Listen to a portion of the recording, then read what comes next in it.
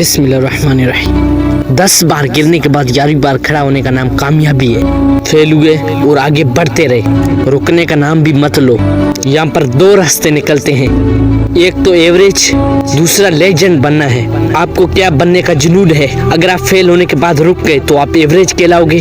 अगर फेल होने के बाद भी चलते रहते हो तो आप यकीनन एक एवरेज से उठकर एक पॉपुलर लेजेंड बन जाओगे।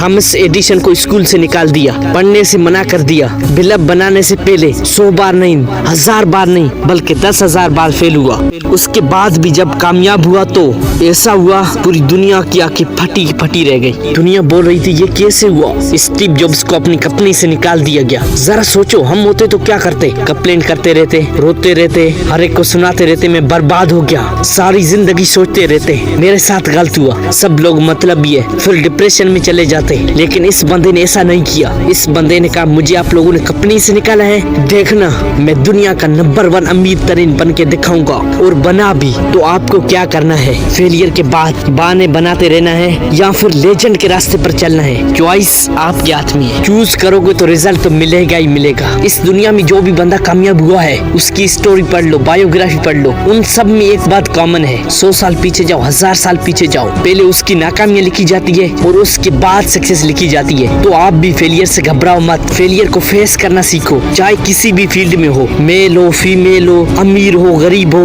कोई फर्क नहीं पड़ता है। फेल होने के बाद भी अब चल रहे हो तो कामयाबी तय है। फेल तब होते हो जब मान लिया जाता है, जीत तब होती है जब मजबूत इरादा कर लिया जाता है। हार से डरना नहीं बल्कि लड़ना सीखो। फेल्स में फर्स्ट अटेम्प्ट इन लर्निंग।